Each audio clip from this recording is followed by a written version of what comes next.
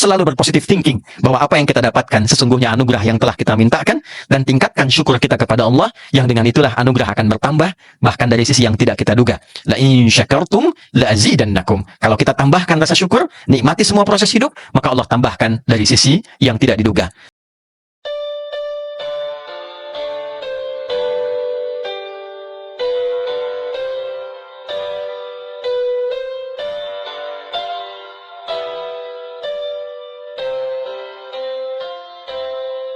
Hadirin, fitrah manusia pada umumnya senantiasa menghadirkan harapan-harapan untuk meraih segala hal yang terbaik menurut cita-citanya. Maka demi mewujudkan harapan itu, mulailah seseorang memilih untuk berikhtiar dalam hidupnya. Ada yang mengoptimalkan potensi pengetahuannya dengan harapan di agama ingin menjadi ahli ilmu, alim minal ulama.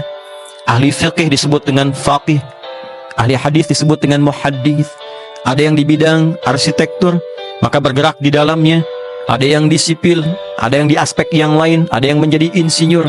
Ada yang berusaha menghadirkan perwujudan dari harapan cita-citanya dengan berbisnis, ingin sukses dalam dunia usaha. Ada yang di birokrasi, diplomasi. Demikianlah keragaman dalam berkehidupan, yang intinya adalah bukan sekedar ingin mendapatkan kemapanan dan kenyamanan hidup, terpenuhinya aspek sisi materi untuk kebutuhan fisikal, aspek kebutuhan intelektual, pun demikian kenyamanan dalam memenuhi kebutuhan spiritual.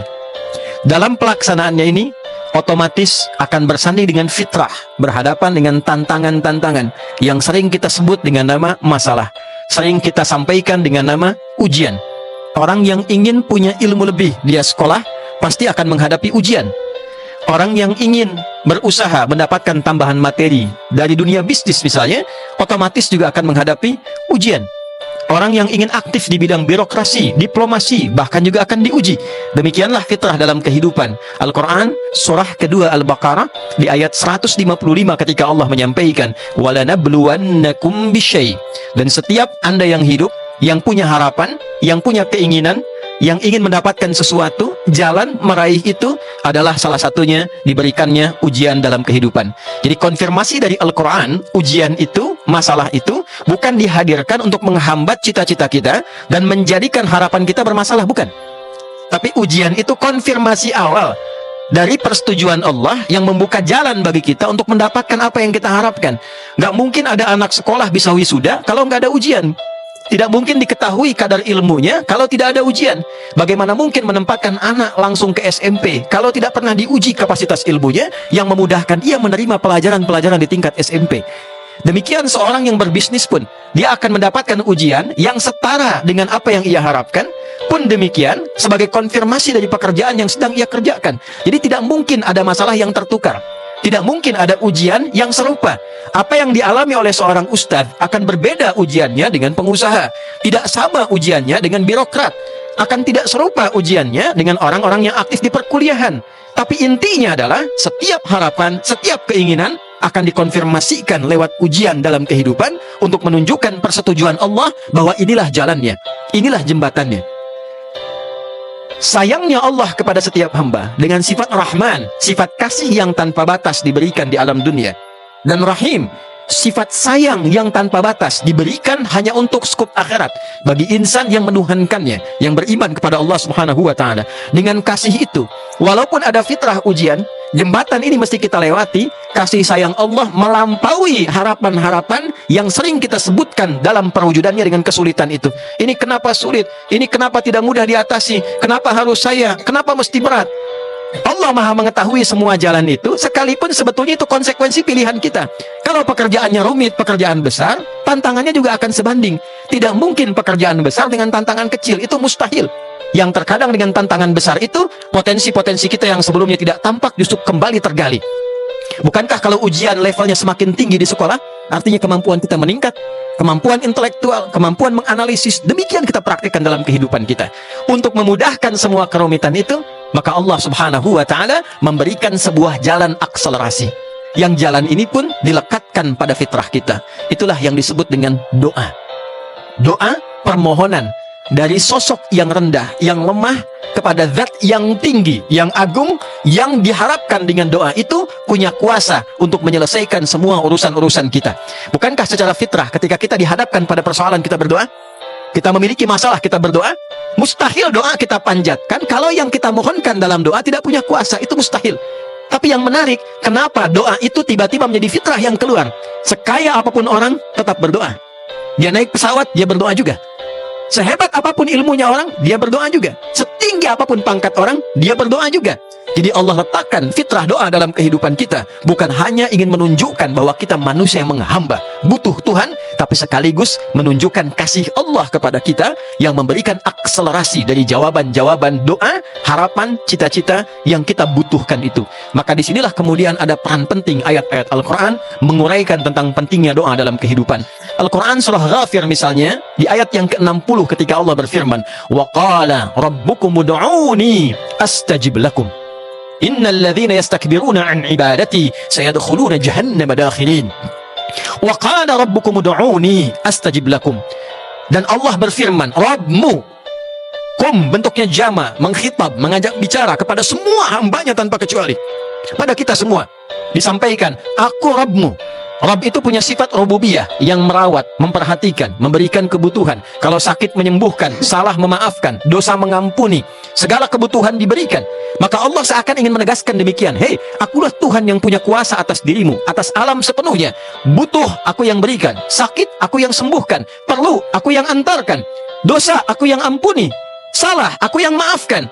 Aku yang punya kuasa itu berfirman kepadamu, memerintahkan pada hamba-hambaku, ud'uni, kalau engkau punya masalah, dihadapkan pada persoalan, yang masalah itu pun hadir sebetulnya jembatan untuk mengabulkan doamu, memberikan kemudahan untuk langkahmu. Cuma kadang-kadang salah engkau membaca, melihat masalah itu sebagai kerumitan yang menghambat apa yang ingin kita harapkan. Padahal boleh jadi itu datang untuk meringankan beban kita, mengalihkan kita dari proses yang satu pada proses yang lain yang lebih baik.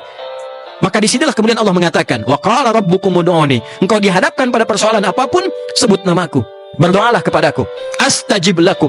Orang-orang yang membiasakan mengawali aktivitas dengan berdoa, ingin mengerjakan sesuatu dengan berdoa, menutup sesuatu dengan berdoa, astajib lakum, aku berikan akselerasi dari jawaban yang cepat diberikan dibandingkan dengan orang yang tidak pernah memohon kepada Allah Subhanahu wa taala. Di bahasa tekstualnya, aku pasti akan jawab. Jawab itu konfirmasi percepatan, konfirmasi akselerasi, konfirmasi pemenuhan. Innal ladzina yastakbiruna an ibadati, orang-orang yang tidak pernah mau berdoa kepada aku itu orang sombong, seakan-akan mampu menyelesaikan segala hal. Artinya kadang masalah dititipkan kepada kita untuk mendekatkan diri kita kepada Allah Subhanahu wa taala dan mengembalikan kita pada martabat hamba. Kadang orang kalau sudah sukses lupa kalau dia itu hamba. Dia itu meninggal, dia akan pulang. Kadang orang kalau sudah punya kedudukan lupa kalau dia itu tetap hamba, tetap meninggal juga. Serasa menjadi hebat, terkadang melebihi kuasa Tuhan. Maka diberikan persoalan supaya turun kembali membumi, menyadarkan dirinya bahwa dia adalah hamba yang satu saat dia akan berpulang. Maka perintah Allahnya, duhai semua hamba, apapun jabatan dunianya, yang pasti akan meninggal, berdoalah kepada Allah. Hanya orang yang angkuh, yang tidak ingin memohon dirinya kepada Allah, dan dengan keangkuhan itu Allah siapkan tempat bila dia tidak tobat sampai wafat, neraka jahanam dalam keadaan terhina. Maka dikonfirmasikan di Al-Quran surah kedua Al-Baqarah di ayat 186, dan inilah iringan saat ayat puasa, dipraktekkan saat Ramadan. Karena itulah banyak orang berdoa saat Ramadan, tapi spirit doa ini seyogyanya jadi panduan hidup pasca Ramadan. Allah berfirman, wa idza sa'alaka ibadi anni fa inni qarib ujibu da'watad da'i idza da'an falyastajibu li wal yu'minu bi la'allahum yarshudun. Wa idza sa'alaka ibadi, Muhammad sallallahu alaihi wasallam viralkan kepada umatmu, viralkan kepada hamba-hambaku. Nabi diperintah memviralkan, viralnya itu nanti viral lagi di zaman setelahnya, zaman setelahnya, zaman setelahnya. Nabinya wafat, viralnya masih berlangsung sampai kini, ayatnya terjaga. Apa yang harus diviralkan itu? Kalau ada hamba-hambaku mencari aku, bertanya padamu bagaimana terkoneksi denganku, ingin minta kepadaku. Biasanya orang kalau tanya tentang Allah, tentang Tuhan, motifnya dua. Kalau bukan berdoa, ingin taubat. Kalau bukan minta sesuatu, ingin kembali menata hidup lebih baik. Maka apa jawaban Allah? Perhatikan kalimatnya. Wa idza sa'alaka ibadi anni fa inni qarib. Sampaikan pada orang yang ingin mendekat kepadaku. Aku tidak dibatasi dengan tempat, tidak dibatasi dengan ruang dan waktu. Kapanpun dia minta, sampaikan, aku begitu dekat. Setelah itu apa? Ujibu da'watad da'i idza da'an. Kalau hamba aku memohon kepadaku apapun dalam hidupnya, dia minta kepadaku apapun masalah hidupnya, sampaikan kepadanya, tanamkan pada hati yang paling dalam, ujibu da'watad da', aku pasti jawab setiap doa-doa yang dipanjatkan kepadaku. Jadi hadirin, fikih yang kedua setelah paham tentang esensi doa, yang kedua hukum doa, kaidahnya kalau dimintakan pasti dikabulkan. Kaidahnya kalau kita berdoa pasti dijawab. Hanya pertanyaan muncul kemudian, secepat apakah doa itu dijawab? Yang kedua, mengapa kadang minta tapi terasa belum dijawab? Yang ketiga, ini yang paling penting kita pahami di Jumat ini, bagaimana cara Allah menjawab doa kita? Apakah seperti yang kita harapkan? Atau cara Allah memenuhi apa yang kita butuhkan? Maka yang pertama, dijawab oleh Al-Quran dengan cepat. Falyastajibuli waliyu'minu bi. Jika doamu ingin cepat dijawab, doa itu kan permohonan kita, panggilan kita kepada Allah untuk mengabulkan, menyelesaikan apa yang kita minta. Kita memanggil. Maka Allah kemudian mengajak bicara logika kita, mengkhitab bahasa Arabnya, menggunakan hukum yang sama. Kalau panggilanmu dalam doa ingin cepat dijawab, maka respon juga dengan cepat panggilanku. Falyastajibuli. Kalau aku panggil, kamu datang. Maka muncul hukum, tiap hari Allah panggil, dicek 5 kali dalam sehari. Subuh dipanggil, zuhur dipanggil, asar dipanggil, maghrib dipanggil, isya dipanggil. Dipanggil itu untuk konfirmasi doa kita. Allah nggak butuh dengan sholat kita. Semuka langit dan bumi, ini sekarang hambanya nggak sujud, tidak akan menurunkan status Allah sebagai Tuhan. Justru dipanggil sholat itu mengkonfirmasi keinginan kita. Karena itu, hayya 'alas shalah, ayo sholat, hayya 'alal falah. Ayo bahagia, sukses. Apa di antara tanda kebahagiaan itu? Saat kita mengkonfirmasi, doa kita dijawab. Itulah kenapa secara bahasa sholat disebut dengan doa. Karena semua bacaan sholat isinya doa. Dari mulai kita mengagungkan Allah, takbir, iftitah, doa, fatihah isinya doa, sampai dengan salam isinya doa. Duduk di antara dua sujud, dari minta ampun, minta kasih sayang, minta perlindungan, minta rizki, warzukni, 7 permintaan, baru duduk di antara dua sujud. Semuanya doa. Maka konfirmasinya ketika Allah panggil, datang. Ada yang dipanggil jam 5 kurang 30, 4.30 adzan subuh, Allahu Akbar, Allahu Akbar. Dipanggil saat adzan, dia datang. Begitu dipanggil, dia datang. Maka berhak bagi Allah ketika minta, dia pun dikabulkan saat minta. Ada yang sebelum dipanggil sudah datang. Maka ada yang fitrahnya sebelum minta sudah dikabulkan oleh Allah, seakan-akan tak punya masalah, seakan-akan keinginannya terkabul. Padahal sebelum dia meminta, Allah sudah sediakan, karena kebiasaannya selalu datang kepada Allah walaupun belum ada panggilan. Bagaimana orang yang dipanggil setengah 5, datang jam 7, datang jam 8, kadang-kadang nggak kepikiran. Tapi ketika dititipkan masalah, nuntutnya luar biasa.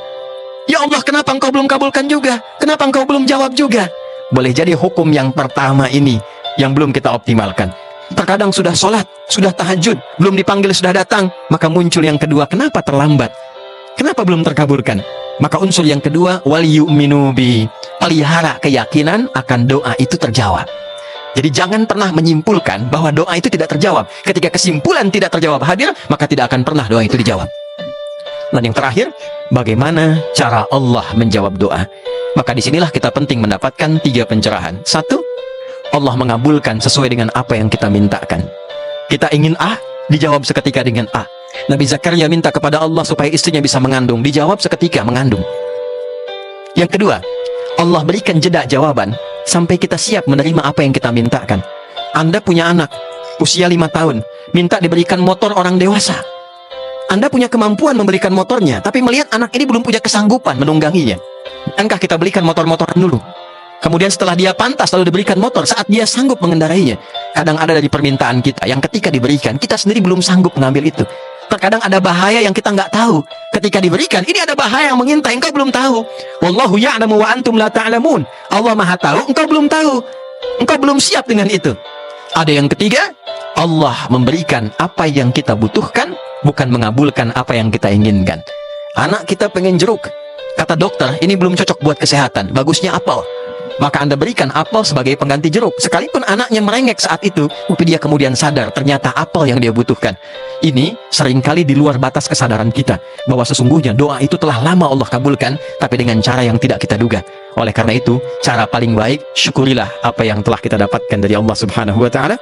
Selalu berpositif thinking bahwa apa yang kita dapatkan sesungguhnya anugerah yang telah kita mintakan, dan tingkatkan syukur kita kepada Allah, yang dengan itulah anugerah akan bertambah bahkan dari sisi yang tidak kita duga. La in syakartum la azidannakum. Kalau kita tambahkan rasa syukur, nikmati semua proses hidup, maka Allah tambahkan dari sisi yang tidak diduga. Terakhir, khatib ingin menutup dengan mengingatkan bahwa hanya ada satu perkara yang menghambat doa itu tidak terkabul, yaitu perbuatan maksiat yang sangat kompleks, yang menutup keadaan diri kita untuk menerima kebaikan-kebaikan. Karena tubuh berlumur dengan maksiat, maka pemberian taat terpental tidak masuk pada dirinya. Itu yang dimaksudkan oleh Nabi SAW. Thumma dzakara rajula yutilu safara ash'atha aghbara. Nabi mengisahkan seorang laki-laki menempuh perjalanan panjang, yang dalam perjalanan doa cepat terkabul. Kemudian berdebu, yamuddu yadayhi ila sama, mengangkat tangannya ke langit. Doa orang yang mengangkat tangan dikabulkan 2 kali lebih cepat dibandingkan dengan yang diam. Lalu menyebutkan ya Rab al-asma'ul husna. Orang yang berdoa dengan al-asma'ul husna dikabulkan 2 kali lebih cepat dibandingkan dengan orang yang langsung dia melakukan 3 hal yang mempercepat doa. Dia tempuh perjalanan jauh, dia angkat tangannya, dia sebut al-asma'ul husna, tapi Nabi komen kemudian, anna yustajabu dzalika. Ini susah dijawab. Kemudian Nabi terangkan apa penyebabnya. Mat'amu haram, mashrabu haram, malbasu haram, wa ghudhiya biharam. Karena pakaiannya haram, makanannya haram, minumannya haram, dan perangkat hidupnya haram. Ternyata saudara, kalau Anda punya gelas, Anda tutup atasnya, Anda tidak akan mungkin bisa memasukkan apapun ke dalam gelas itu, karena ada sekatnya. Demikianlah kadang doa, Allah mengabulkan, tapi itu tidak masuk dalam diri kita karena ada sekat yang belum dibuka. Itulah yang dimaksudkan supaya kita kembali tata diri. Coba taubat lagi, tingkatkan sholat lagi. Ketika yang baik masuk, maka yang buruk akan keluar. Yang taat masuk, yang maksiat akan hilang, dia keluar, rezeki yang baik akan datang. Inilah yang penting kita lakukan.